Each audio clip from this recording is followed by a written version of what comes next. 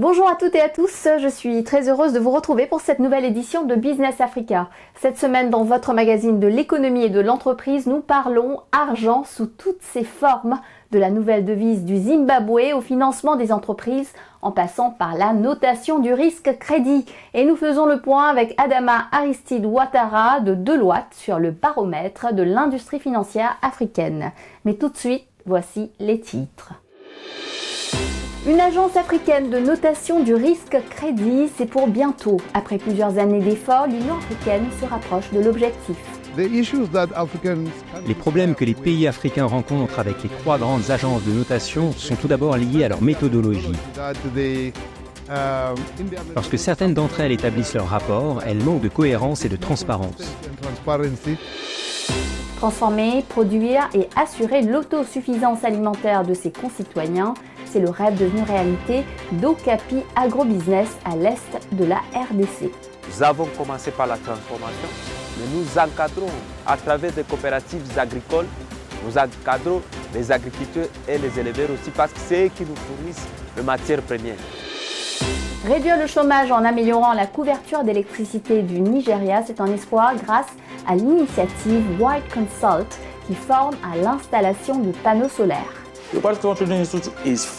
L'Institut de formation White Consult se consacre à la formation de jeunes techniciens dans le secteur des énergies renouvelables. Nous avons réussi à former 50 étudiants au cours des 3 dernières années. Nous ouvrons cette édition sur une critique qui revient souvent dans les milieux financiers africains. Les grandes agences internationales spécialisées dans l'analyse du risque crédit donneraient des notes négatives qui ne reflètent pas le dynamisme du continent africain. Depuis plusieurs années, l'Union africaine travaille à la création d'un système de notation alternatif plus sensible aux réalités économiques locales. Direction Lusaka en Zambie où se sont tenues les dernières discussions sur les opérations de la future agence de notation africaine. C'est un reportage de Wandeswa Tangento. L'Union africaine se prépare à lancer la première agence de notation de crédit en Afrique en 2025. Les gouvernements africains cherchent à obtenir des notations de crédit souverains afin d'accéder aux marchés mondiaux des capitaux et d'attirer les investissements directs étrangers. Le mécanisme africain d'évaluation par les pairs de l'UA affirme que l'un des principaux indicateurs de réussite de l'Agence africaine de notation du crédit réside dans la réduction de la prime de risque du pays.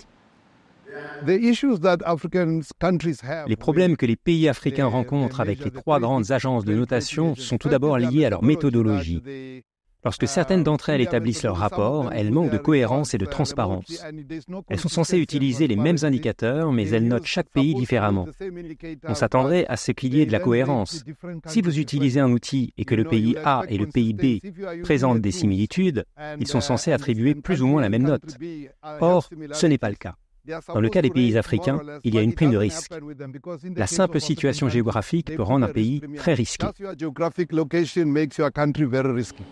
L'agence sera autofinancée et la structure de propriété sera composée d'institutions financières multilatérales africaines, d'agences de notation nationales et d'investisseurs internationaux. L'Union africaine affirme qu'elle s'efforce d'obtenir l'adhésion du secteur privé. Il faut convaincre les acteurs du marché et les gouvernements africains qui peuvent effectivement faire appel à l'agence de notation africaine au lieu de dire qu'ils préfèrent continuer à s'en remettre aux Big Three.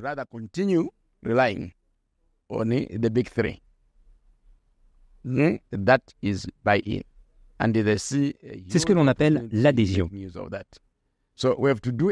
L'Union africaine et le mécanisme africain d'évaluation par les pairs doivent donc s'efforcer de faire connaître le projet au gouvernement et au secteur privé pour qu'ils y adhèrent. Un économiste estime que l'Agence africaine de notation devrait s'inspirer de la Chine qui compte plus de 50 agences de notation. Ce que nous avons vu en Chine, par exemple, c'est que ces agences de notation nationales ont commencé au milieu des années 1980. et se sont développées dans certaines circonstances et au fil du temps. Certaines d'entre elles ont même été rachetées pour des parts des 3 grandes agences.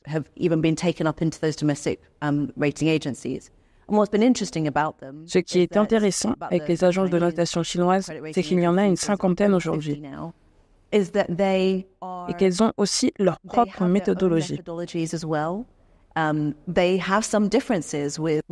Elles présentent certaines différences en termes de résultats nationaux par rapport aux notations internationales. Et par exemple, nombre d'entre elles évaluent nos économies autant que les 3 grandes agences de notation.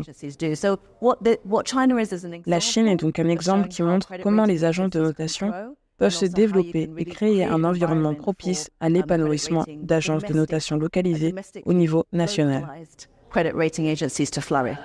L'agence cherche à exploiter le potentiel de 22 pays africains qui ne sont pas notés par Moody's, Fitch et S&P. L'un des nouveaux acteurs africains, Sovereign Africa Ratings, estime que la création de l'agence sera importante non seulement pour les investisseurs, mais aussi pour les citoyens ordinaires. Les gens ordinaires devraient s'en préoccuper parce qu'ils dépendent des dirigeants pour comprendre les problèmes de la société afin d'avoir un meilleur revenu. Pour que leurs enfants puissent bénéficier d'une meilleure éducation et de meilleurs soins de santé, l'économie africaine, telle qu'elle est aujourd'hui, n'est pas très performante. L'une des raisons en est que le système financier mondial ne favorise pas l'Afrique en raison de son histoire. La création d'une agence de notation de crédit en Afrique aiderait le continent à réaliser son plein potentiel. Parce qu'elle aurait accès au crédit à un taux plus bas, elle pourra également avoir une monnaie plus stable, ce qui signifie que nous pourrons obtenir davantage pour nos exportations et améliorer de manière générale notre niveau de vie.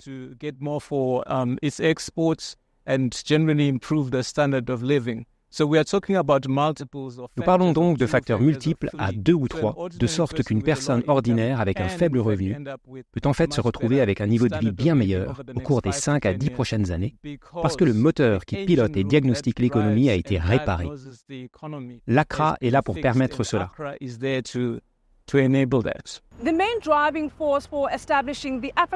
La principale raison de la création de l'Agence africaine de notation du crédit, c'est que des notations médiocres ont eu pour conséquence des difficultés pour les pays à accéder aux marchés mondiaux ou à supporter des coûts d'emprunt énormes sur les marchés financiers internationaux. Par conséquent, ces défis entravent les ambitions d'industrialisation, de développement des infrastructures et de renforcement de la résilience économique.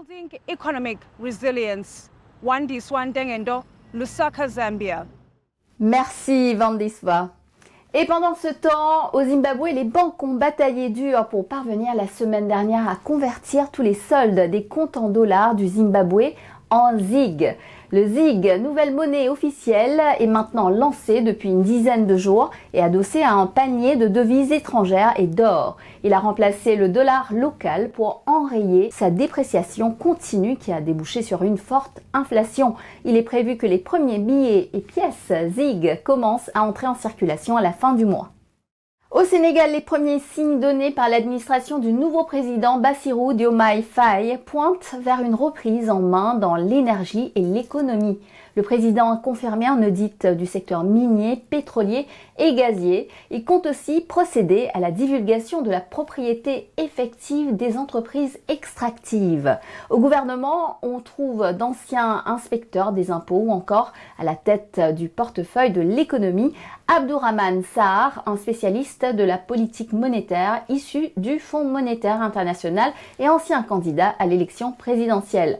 Le Sénégal se prépare à commencer cette année les opérations de gaz naturel liquéfié de Grand Tortue à Ménim, un projet de 4,8 milliards de dollars.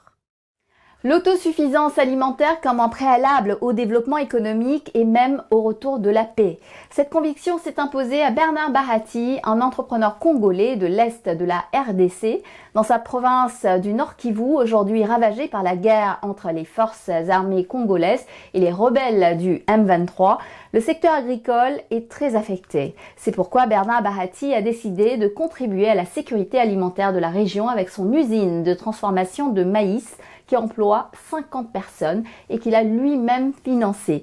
C'est Okapi Agrobusiness, un précieux encadrement des agriculteurs et des éleveurs. Regardez.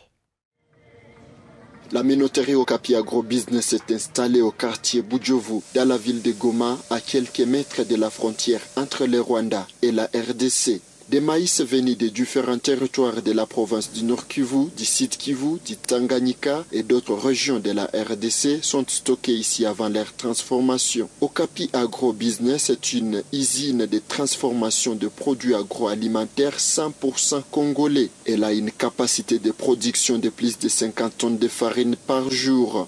Nous avons constaté que nous n'étions cités que dans le mal, parce que quand vous tapez jeunesse congolaise ou bien l'Est du Congo, l'image n'était qu'autour de la guerre, viol, ainsi de suite. Et nous nous sommes dit pourquoi ne pas donner une bonne image quand même. Parce que je suis d'accord qu'il y a des jeunes qui sont dans des groupes armés, mais ce n'est pas tous les jeunes. Il y a des jeunes entrepreneurs comme nous qui faisons de bonnes choses pour la nation, pour le pays, pour le bien-être des autres.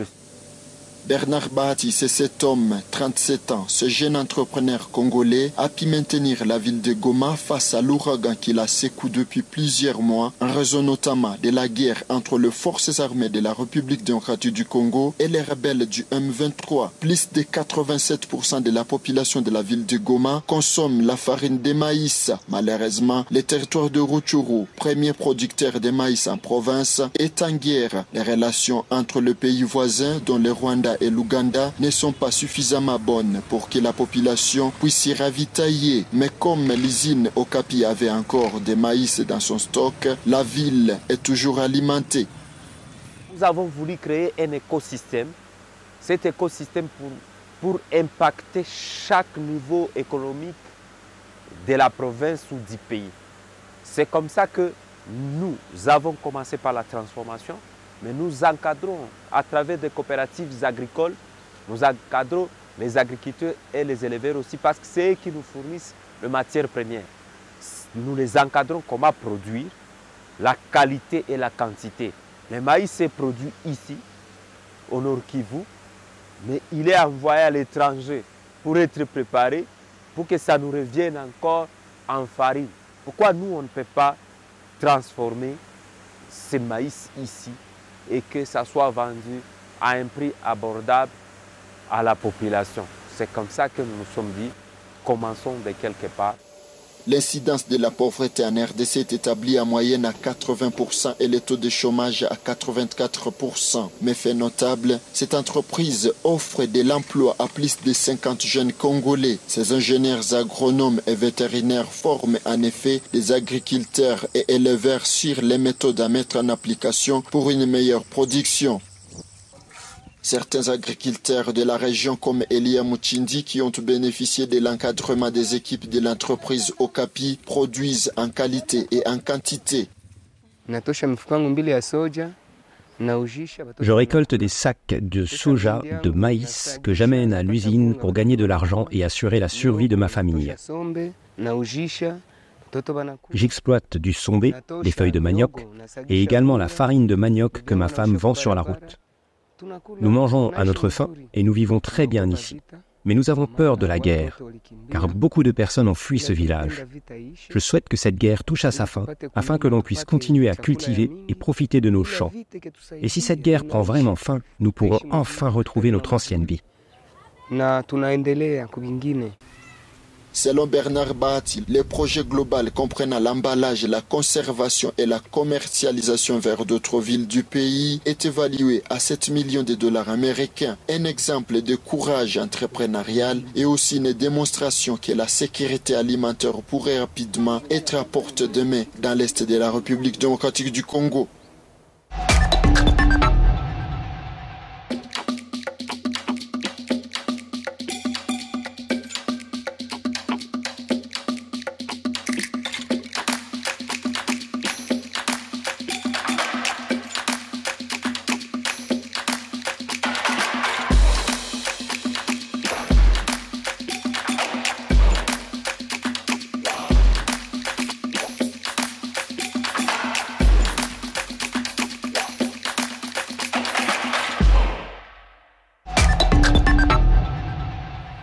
Bienvenue dans la deuxième partie de notre émission. Les leaders de l'industrie financière africaine sont très majoritairement optimistes sur les perspectives économiques à 3 ans. C'est ce qui est ressorti du récent baromètre de l'industrie financière africaine présenté par l'AFIS, l'Africa Financial Industry Summit, et Deloitte. Mais comment analyser cet optimisme? Nous avons interrogé à Paris Aristide Ouattara. Il est le responsable de l'industrie financière d'Afrique de l'Ouest chez Deloitte. Écoutons-le. Aristide Ouattara, bonjour. L'instabilité politique, le risque sécuritaire et la cybercriminalité inquiètent les leaders de l'industrie financière africaine.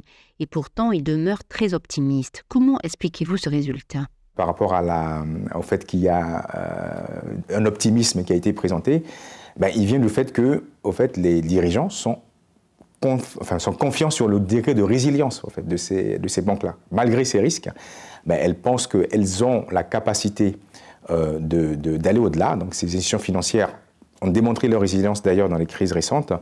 Et en plus, elles sont beaucoup plus, ces dirigeants en tout cas, sont beaucoup plus attentifs aux opportunités, en tout cas plus marqués par les opportunités que les risques qui sont derrière. Alors vous notez tout de même que la gestion de ces risques que vous avez évoqués, notamment le risque de la cybercriminalité, se fait parfois au détriment du financement de l'économie réelle. Qu'avez-vous remarqué concrètement? Alors, le baromètre fait ressortir une bonne performance financière de ces institutions financières, malgré justement tous ce contexte économique et puis tous ces risques émergents.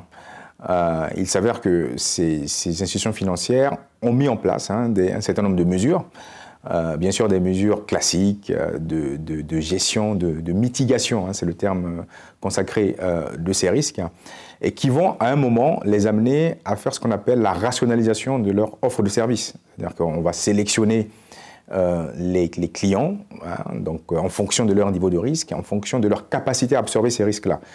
Et tout cela est imposé notamment par les normes prudentielles, que ce soit dans l'industrie bancaire ou au niveau de l'assurance, où ces institutions doivent limiter leur capacité de financement en fonction de leurs fonds propres. Et donc, pour maintenir un niveau de rentabilité qui est exigé par les investisseurs, mais aussi par les régulateurs, il faut à un moment faire un arbitrage entre le volume de financement et la conformité par rapport à ces différentes normes et les exigences de rentabilité. Donc, on a une rationalisation de l'offre qui, malheureusement, peut avoir un impact sur le financement de l'économie réelle.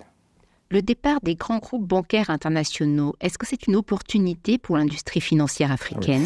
Non, c'est clairement une opportunité parce qu'on a des groupes qui, aujourd'hui, avec cette vocation panafricaine, doivent renforcer notamment leur capacité, leur force de frappe. Donc c'est très intéressant pour ces groupes, que ce soit des groupes bancaires ou des groupes d'assurance, de se déployer en acquérant justement toutes ces filiales qui sont en train d'être libérées par des groupes internationaux. Donc aujourd'hui, on voit effectivement des grands acteurs comme Vista Bank, comme Coris et d'autres groupes qui sont en train effectivement de prendre la place de ces groupes. Et en plus, c'est une belle opportunité parce que en quittant ces groupes internationaux, donc vont laisser des filiales qui ont des standards effectivement de haut niveau, et donc il y aura une sorte de nivellement par le haut. Voilà. Donc c'est clairement une opportunité. Ça permettra d'avoir de vrais champions panafricains.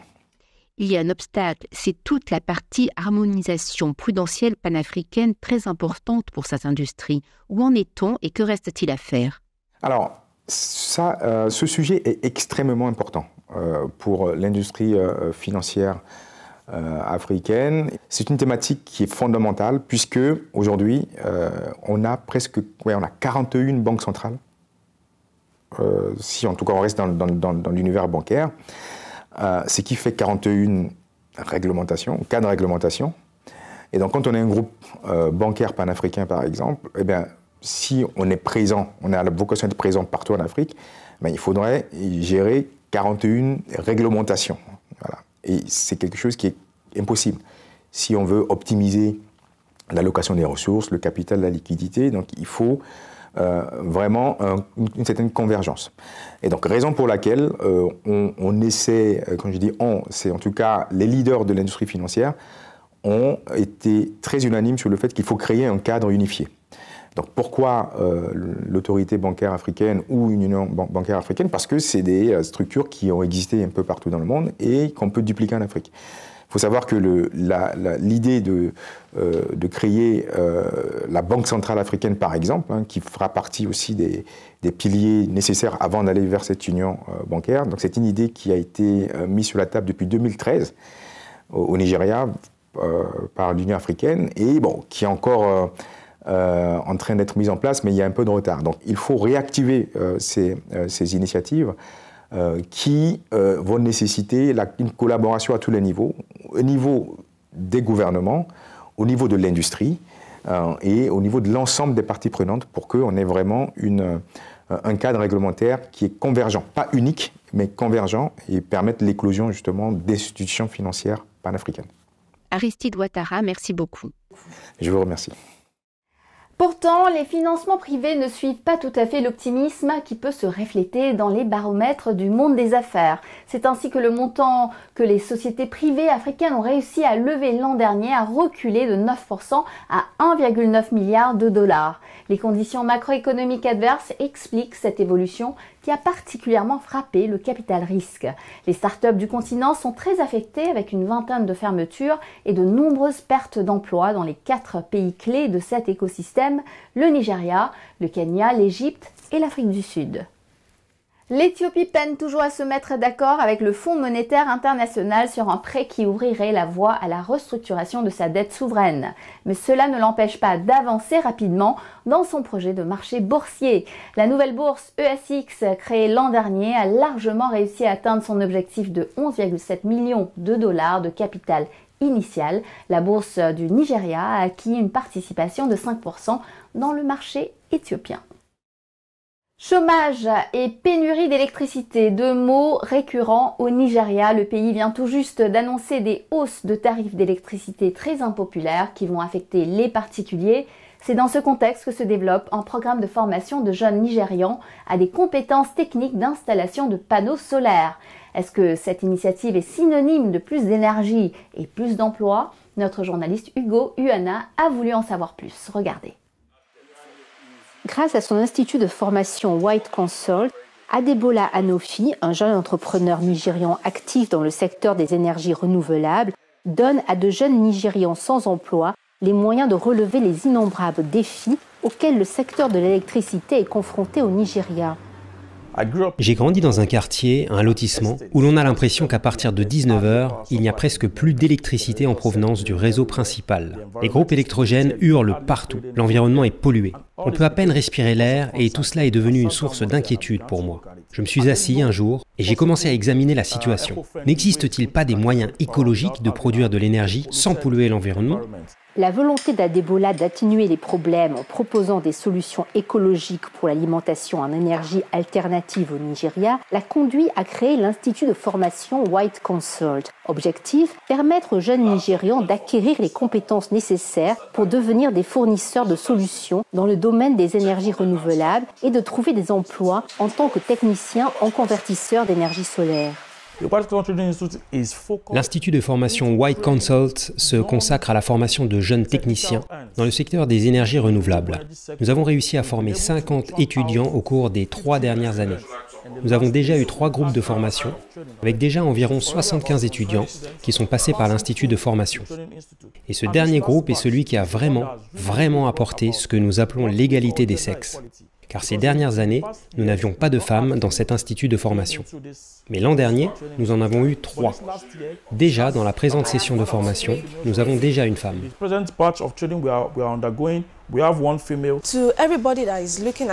Je m'adresse à tous ceux qui me regardent en ce moment, même aux femmes et aux dames. Comme vous pouvez le constater, je suis une femme mariée avec 2 enfants. Et je fais tout ce chemin depuis le confort de ma maison pour venir apprendre ceci.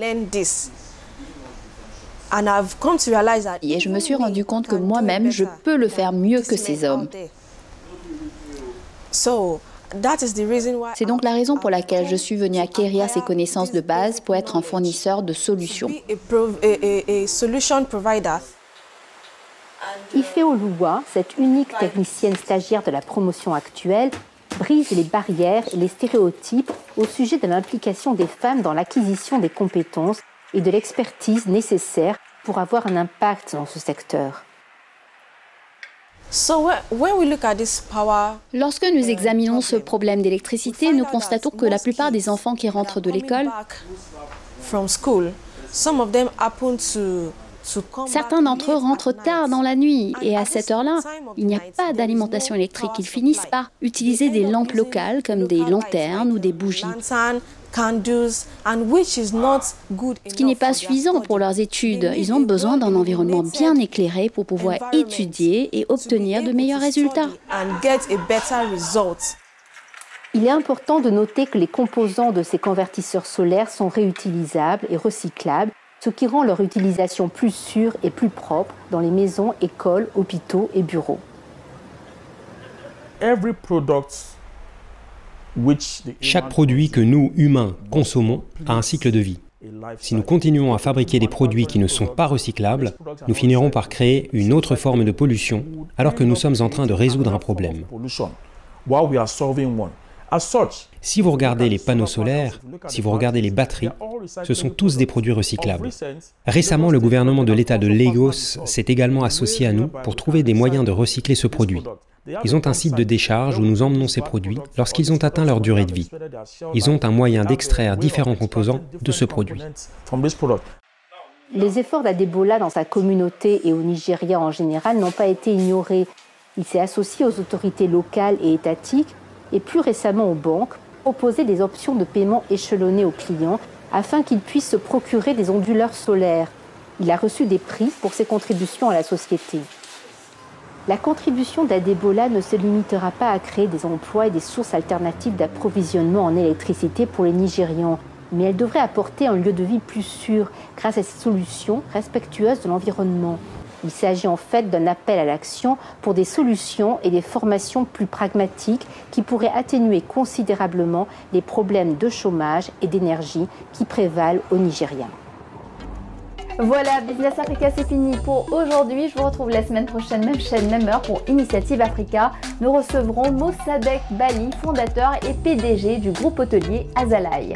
En attendant, vous pouvez revoir cette émission sur notre site web africaonair.com et nous suivre sur nos réseaux sociaux. N'hésitez pas à liker, partager et commenter en utilisant le hashtag Business Africa. Bonne semaine à tous et à la semaine prochaine.